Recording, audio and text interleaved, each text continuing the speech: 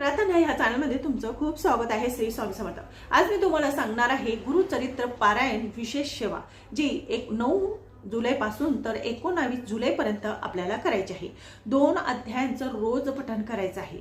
हे 2 अध्याय म्हणजे मेरुमणी, जे गुरुचरित्र ग्रंथातील आहे। हे 2 अध्यायांचं म्हणजे संपूर्ण पारायणाचं फळ आपल्याला मिळत असतं।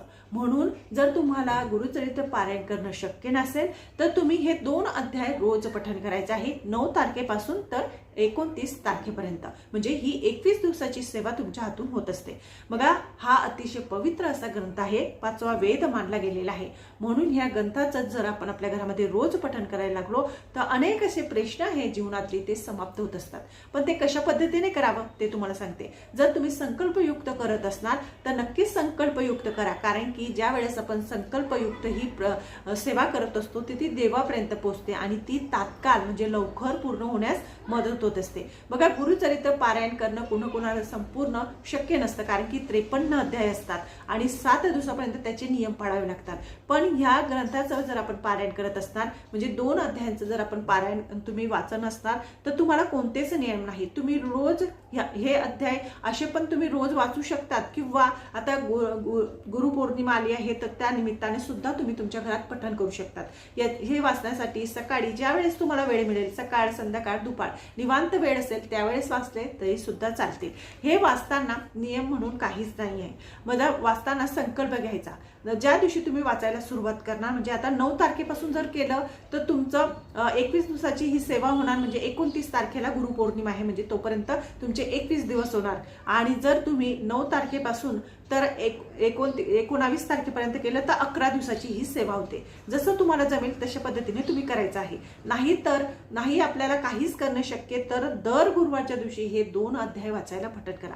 आता त्याच्या फलस्तुती काय आहे ते तुम्हाला सांगते। बघा, 14वा अध्याय आपण जर पठण केला, म्हणजे बघा ग्रंथ आपल्याला काढता येत नाही, कारण की ग्रंथ ज्यावेळेस मोठं पारायण 7 दिवसाचं करतात, 3 दिवसाचं करतात, त्याच वेळेस ग्रंथ काढला जातो। आणि नंतर ना मग आपण काय करायचं, असं 10 रुपयाचं पुस्तक भेटतं बघा गुरुचरित्राचं, ते हे 10 रुपयाचं 14वा अध्याय आहे। अशामध्येच 18वा अध्याय सुद्धा आहे। जर तुमच्याकडे पुस्तक नसेल आणि तुम्हाला पुस्तक मिळत नसेल तर तुम्ही यूट्यूबवर PDF काढायचं, त्याच्यावर सुद्धा मिळतं। PDF काढला ना त्याच्यात संपूर्ण माहिती मिळत असते। बघा, हे गुरुचरित्र पारायणातील 18वा अध्याय जर आपण पठण केला तर आपल्या आयुष्यातील अनेक संकट नाहीसे होतात। जे आपल्याला शत्रूचा त्रास असेल, संकट असतील, दुःख असेल, घरात सतत अडचणी निर्माण होत असतील तर तुम्ही 14वा अध्यायाचं पठण करायचं आहे। म्हणजे हे मेरुमणी म्हटले गेलेले आहे। या 2 अध्यायांचं जर तुम्ही पठण करायला लागले तर आयुष्यातील अनेक संकट असे नाहीसे होत असतात, दारिद्र्यता समाप्त होते। अतिशय म्हणजे ह्या अध्यायामध्ये जो ब्राह्मण होता त्याचं रक्षण आणि त्याचं मृत्यूपासून रक्षण गुरूंनी केलं होतं, म्हणून तेव्हापासून ह्या अध्यायाचं पठण होतं। म्हणजे शत्रूचा नाश होतो। कोणी शत्रू तुम्हाला पीडा देत असेल, त्रास देत असेल, खूप तुम्हाला त्रास होत असेल, मानसिक शारीरिक त्रास तुम्हाला वाटत असेल घरामध्ये किंवा बाहेर, तर तुम्ही 14व्या अध्यायाचं पठण करू शकता। तर या गुरुपौर्णिमा निमित्त तुम्ही या अध्यायाचं पठण सुरू करा आणि असे चमत्कारिक असे बदल आपल्या आयुष्यामध्ये घडत असतात। असे काहीतरी बदल येतात, आपलं आयुष्य सुखमय होतं।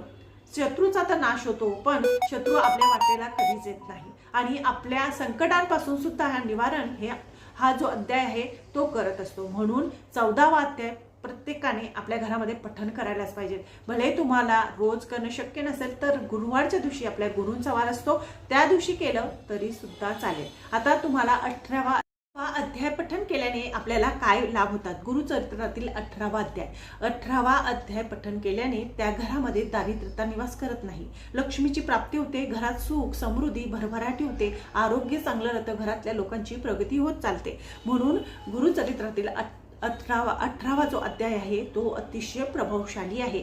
जसा आपला 14वा आहे तसाच 18वा सुद्धा आहे। म्हणून बघा, ह्या गुरुचरित्र अध्यायातील 18वा अध्याय जर आपण पठण केला तर आपल्या घरातली दारिद्र्यता नाश होते, संकट दुःख जीवनामध्ये सुख समृद्धी व भरभराटी घरामध्ये होत चालते। आणि दुसरं म्हणजे जर एखाद्या व्यक्तीला सतत पैशाची अडचण असेल तर त्याने सतत पैशाची अडचण असेल, नोकरीविषयी काय प्रॉब्लेम असेल, आर्थिक संकट असतील, ते त्याने 18व्या अध्यायाचं पठण करायचं आहे. याच्याने त्याचे संकट नाहीसे होतात, त्याला पैशाची चिंता कधी राहत नाही, त्याच्या घरामध्ये खूप भरभराटी होत असते, समृद्धी वाढत चालते, लक्ष्मीची कृपा त्या घरामध्ये अखंड राहते. म्हणून हा अध्याय आपल्याला रोज वाचायचा आहे. रोज वाचणं शक्य नसेल तर या गुरुपौर्णिमा निमित्त तुम्ही अध्याय पठण करू शकतात. तर दारिद्र्यता म्हणजे आपल्या घरामध्ये जर खूप जो कोणी व्यक्ती ह्या 18वा अध्याय असतो त्याच्या घरातली गरिबी दारिद्र्य नष्ट होत असते, त्याचं घर सुख समृद्धीने भरत असतं आणि गुरूंची कृपा त्या घरावर सदैव असते. दुसरं म्हणजे मानसिक शांतता. श्रद्धापूर्वक जर वाचलं तर मानसिक शांतता मिळते. आध्यात्मिक श्रवण केल्याने भीती नाहीशी होते, सकारात्मक ऊर्जा आपल्या घरामध्ये प्रवेश करते, नकारात्मक ऊर्जा बाहेर जाते आणि घरात सुख समृद्धी आनंद असते. म्हणून जर तुम्हाला ह्या काळामध्ये जर काहीच सेवा जमल्या नसतील तर ह्या जे रोज 2 अध्याय तुम्हाला सांगितले ते रोज आपल्याला पठण करायचे आहे. सेवा केल्याने आपल्याला अनंत असं पुण्य प्राप्त होत असतं आणि गुरूंचा आशीर्वाद आपल्या सोबत असतो. म्हणून प्रत्येक स्त्रीने किंवा पुरुषांनी ही सेवा करायची आहे.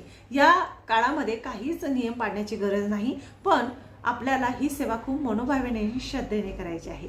माझा चॅनल तुम्हाला आवडत असेल लाईक करा, सबस्क्राईब करा. श्री स्वामी समर्थ.